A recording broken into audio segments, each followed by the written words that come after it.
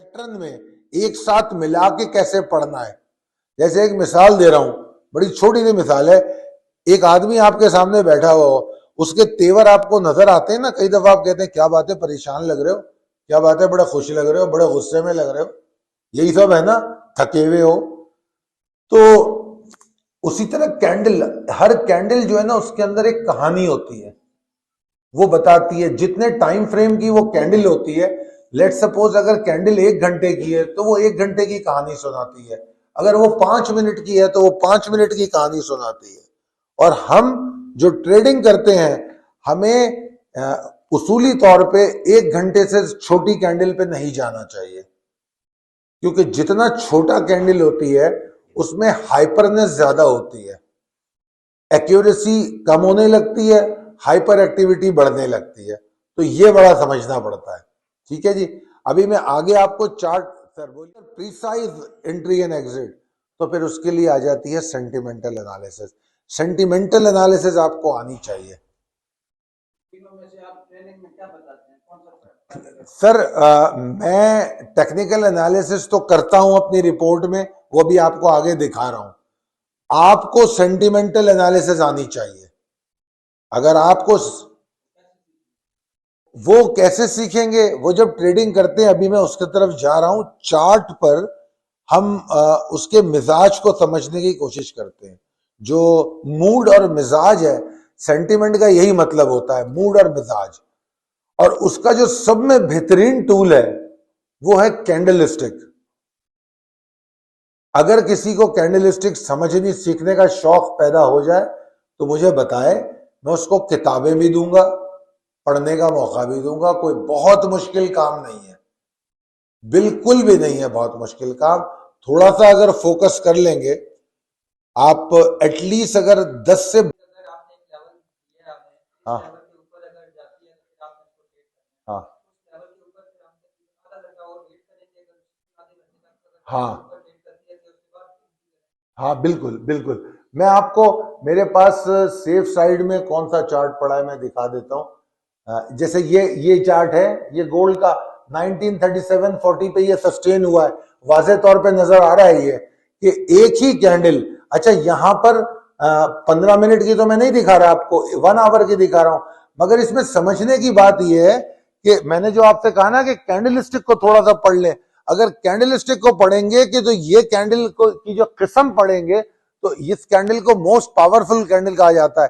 इसका मारेबुजू और sexy body दो नाम है इसके, ठीक है ना, कि ये बहुत पावरफुल कैंडल होती है। कि पूरी इनकी जो बॉडी है, बॉडी इसको कहते हैं, ये तो विक कहलाती है, ये हिस्सा बॉडी है।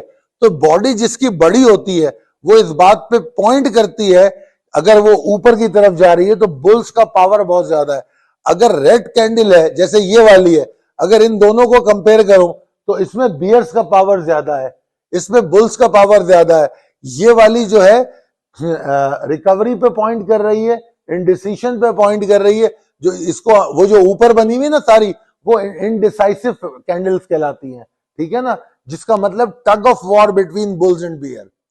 मैं आपको जो वो है, ये मैं आपको बड़ी अहम बात बताना चाह रहा था। चाहे वो स्टॉक हो, चाहे वो क्रूड ऑयल हो, गोल्ड हो, ये बेसिकली ट्रेडिंग साइकोलॉजी है। वो चाहे वो पाकिस्तानी ट्रेडर हो या दुनिया का कहीं भी हो, एक साइकोलॉजी होती है कि हम इस सूरत हाल में चल रहे होते हैं।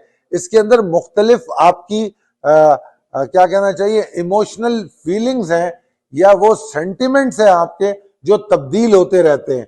मैं हमेशा कहता हूं स्पेशली स्टॉक एक्सचेंज में, कि जब आपका कोई स्टॉक वॉल्यूम खत्म करने लगता है, आप देखिए कोई स्टॉक नीचे गिरता है, जब नीचे गिरता है वॉल्यूम के साथ गिरता है, फिर आहिस्ता आहिस्ता वॉल्यूम कम होने लगते हैं, फिर इतने वॉल्यूम कम हो जाते हैं कि आपकी अटेंशन ही खत्म हो जाती है उसकी तरफ। जब अटेंशन खत्म हो जाती है तो वो ये जगह होती है जहां पे अटेंशन खत्म होती है, यहां से जब वो वापस आ रहा होता है और यहां पर आपकी अटेंशन से बाहर निकल जाता है। जब आपकी अटेंशन से बाहर निकलता है, वहां पे स्पेकुलेटर एंट्री मारता है, ठीक है जी, और फिर वो उसको यहां तक लाके छोड़ देता है, इधर तक, यहां से लेके यहां तक आप लोग बाय करते हैं, क्योंकि आप लोग जिस जगह पे बाय करना चाहिए वहां करते नहीं। और जब आप बाय करते हैं वो नीचे गिरना शुरू हो जाता है। फिर 90% लोग ये रोना रोते हैं कि यार मैं जो चीज खरीदता हूं नीचे आ जाती है, मैं लॉन्ग करूं तो शॉर्ट हो जाता है, मैं शॉर्ट करूं तो लॉन्ग हो जाता है।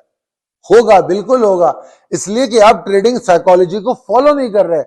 जो सेंटिमेंटल एनालिसिस की मैंने बात की थी, अगर आप सेंटिमेंटल एनालिसिस को समझेंगे तो ये तमाम जो मसले हैं ये आपको नजर आना शुरू हो जाएंगे। कैंडल स्टिक, आपकी मालूमात के लिए बता दूं, आज से पता नहीं 300-400 साल पहले जापानियों ने शुरू की थी चावल की ट्रेडिंग के लिए। और जापान, हर कौम की अलग अलग मिजाज है, जापानियों ने इस इल्म को अपने तक महदूद रखा। पता नहीं 150-200 साल तक किसी को इल्म भी नहीं था। स्टीव नाइसन एक अमेरिकन ऑथर है।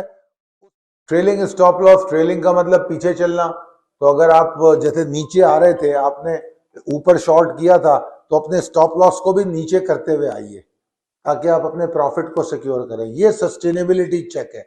अब इस चार्ट को देखिए, वैसे तो ये स्टॉक का चार्ट है, इससे फर्क कोई नहीं पड़ता, चार्ट सारे एक जैसे होते हैं, कोई सा भी चार्ट हो। अब इसमें मैंने ये बताने की कोशिश की है, जिस तरह आप कह रहे थे ना कि ऊपर चला जाता है, कितनी देर रुकता है।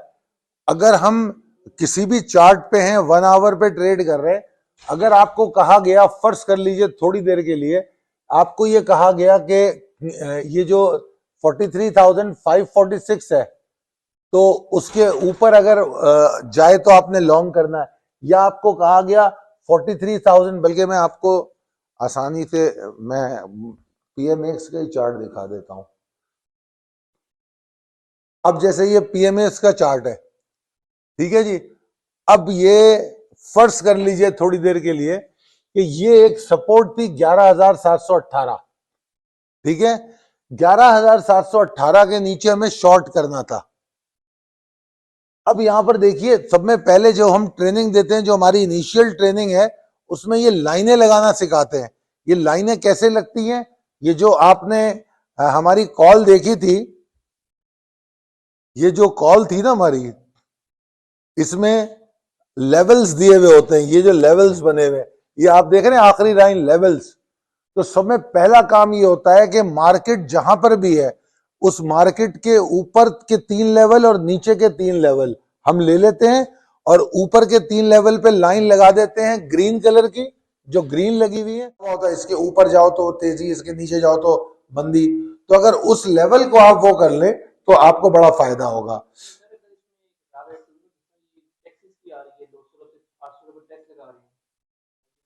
हाँ हाँ हाँ हाँ हाँ, बिल्कुल पड़ेगा, क्यों नहीं पड़ेगा। गिरेगी, चढ़ेगी क्यों?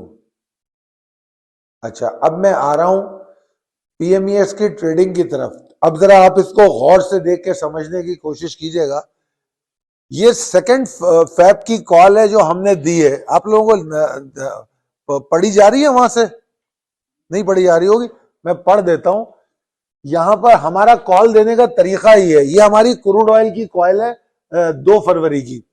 इसमें ऊपर मैंने अपना रेट लिखा हुआ है। अपना रेट से मुराद स्पॉट रेट, ठीक है। और ये पीएमईएक्स का रेट है, जिस कॉन्ट्रैक्ट से उसको कंपेयर किया जा रहा है। तो ये बराबर ही तकरीबन चल रहा है। अच्छा, अब इसमें लिखा हुआ है whoever honored short must be enjoying the market। इस लाइन का मतलब ये है कि 2 तारीख से पहले जो पहली तारीख थी, हम वहां से शॉर्ट करते हुए आ रहे थे। आगे लिखा है, अच्छा, below is the release data. अच्छा, ये डेटा मैंने यहां दिखाया था कि जरा आपको समझा सकूं। क्रूड ऑयल में 2 डेटा की बहुत अहमियत है। मंगल के दिन रात को एपीआई आता है, अमेरिकन पेट्रोलियम इंस्टीट्यूट का डेटा, वो 2-2:30 बजे वो आता है, वो बहुत अहम है। और फिर उसके बाद आगे बुध के दिन 8:30 बजे डेटा आता है, ये क्रूड ऑयल इन्वेंट्री डेटा जिसको हम कहते हैं, ये बहुत अहम है। तो ये 2 डेटा क्रूड के होते हैं। इसके अलावा जो कुछ है वो जंगे और स्टेटमेंट्स हैं ओपेक के। ये 2-3 चीजें हैं, इसमें ज्यादा चीजें नहीं है। आगे चलते। अच्छा, अब यहां से कॉल शुरू हो रही है। अब तक तो डेटा की बात थी। Going forward the crude oil will remain in pressure as long as it is trading below 77